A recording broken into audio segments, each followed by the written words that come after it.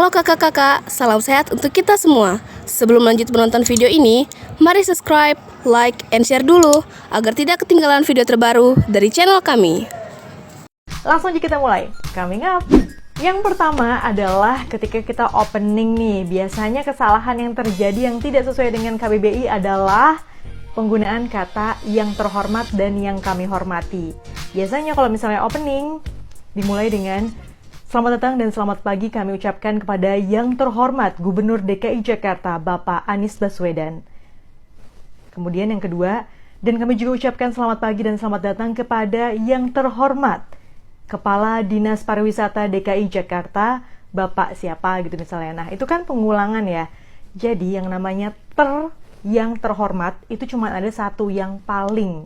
Nah, kalau misalnya kalian udah menggunakan yang terhormat nih untuk yang pertama yang paling tinggi, misalnya Bapak Gubernur, untuk yang ke bawahnya jangan pakai yang terhormat lagi, tapi pakailah yang kami hormati. Next, ketika kita mempersilahkan seseorang untuk memberikan sambutan atau untuk maju ke atas panggung untuk membuka sebuah acara. Nah, kesalahan yang biasanya terjadi adalah MC-nya ini ngomong waktu dan tempat kami persilahkan. Oh my god, that is totally wrong. Karena waktu dan tempat nggak bisa dipersilahkan. Yang bisa dipersilahkan adalah orangnya, narasumbernya, atau tamunya. Jadi kalian persilahkanlah orangnya atau tamunya. Jangan waktu dan tempat. Langsung aja misalnya, kami persilahkan kepada Bapak Anies Baswedan untuk maju ke atas panggung. Alright? Selanjutnya ke kata persilahkan atau silakan. Ini kita bedah ya, karena ini sudah menjadi kontroversial. Karena misalnya aku lagi nge-MC nih, kadang-kadang aku bilang kepada Bapak Anies Baswedan dipersilahkan. Nah, itu suka ada yang menyalahkan. Mai, harusnya bukan dipersilahkan, tapi disilahkan. Jadi nggak pakai per gitu. Nah, aku jadi curious kan, sebenarnya yang sesuai dengan KBBI itu seperti apa sih, ya kan?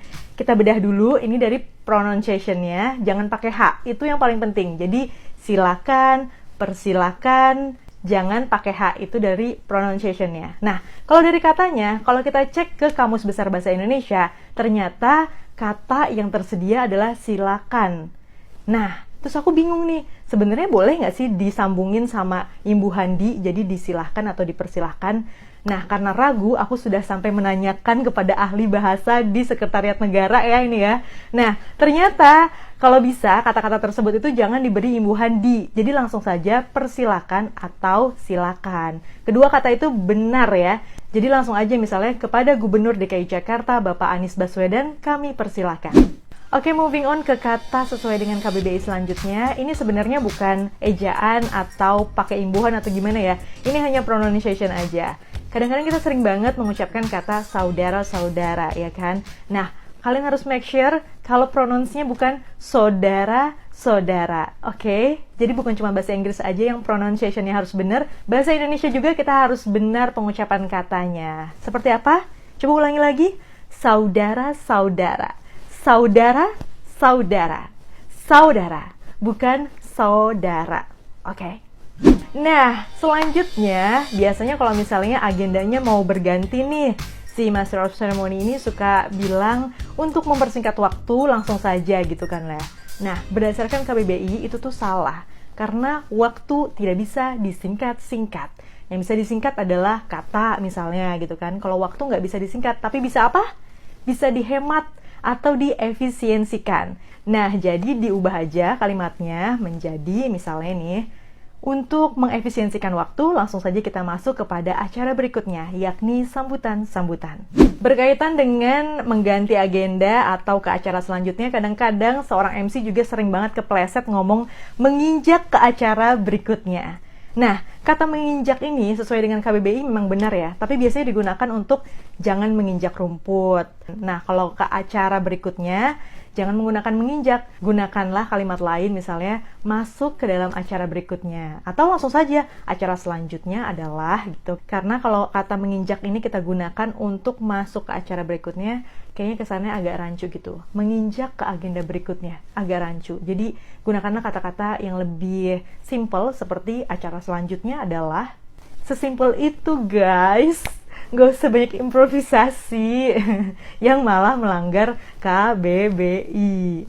Selanjutnya, ini nggak pakem sih, tapi untuk pengetahuan kita aja bahwa kalau misalnya lagi ada acara menyanyikan lagu Indonesia Raya, biasanya kan ada kata-kata hadirin dimohon berdiri.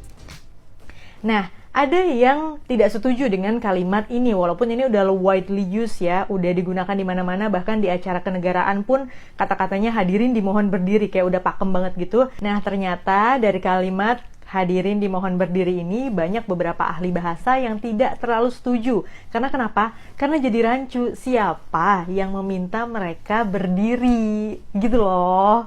Nah, makanya ada beberapa ahli bahasa yang pengennya tuh jangan hadirin dimohon berdiri, tapi langsung saja kami mohon hadirin untuk berdiri. Jadi kan jelas tuh siapa yang memohonnya, yaitu si kami ini. Gitu, jadi balik lagi ke kalian, apakah menurut kalian hadirin dimohon berdiri itu udah cukup lengkap? Kalau misalnya belum, ya marilah kita ikuti beberapa ahli bahasa ini dengan menyebutkan kami mohon hadirin untuk berdiri. Last but not least, ini juga kalimat yang selalu digunakan padahal salah. Kalimat ini berasal dari salah satu presenter kondang zaman dulu yang sekarang sudah jadi anggota DPR. Siapa coba? Kalian pikir aja sendiri deh ya. Tapi dia sering banget waktu masih jadi presenter dulu, cara menutup acaranya itu dengan kalimat mohon maaf apabila ada salah-salah kata. Coba kita renungkan, ada yang salah nggak di situ? Ayo, ada yang tahu nggak apa yang salah? Yang salah adalah kata salah di situ diulang 2 kali. Nah, sebenarnya penggunaan salah di sini adalah kata keterangan kan, yang sebenarnya tidak perlu diulang 2 kali. Mungkin yang perlu diulang adalah katanya nih. Jadi, mohon maaf apabila ada kata-kata yang salah. Bukan mohon maaf apabila ada salah-salah kata. Gitu. Jadi kedepannya nih, supaya kita menggunakan bahasa Indonesia yang baik dan benar, ketika ada public figure yang mungkin kata-katanya itu sudah membumbung tinggi, mungkin kata-katanya itu sudah terkenal, jangan langsung dijiplak atau diikutin, tapi ditelaah dulu, dianalisis dulu apakah sudah sesuai dengan KBBI atau tidak, supaya tidak terjadi kesalahan yang diduplikasi lagi oleh orang lain. Jadi mulai sekarang kalau kita menutup acara, bukan mohon maaf apabila ada salah-salah kata, tetapi mohon maaf apabila ada kata-kata yang salah.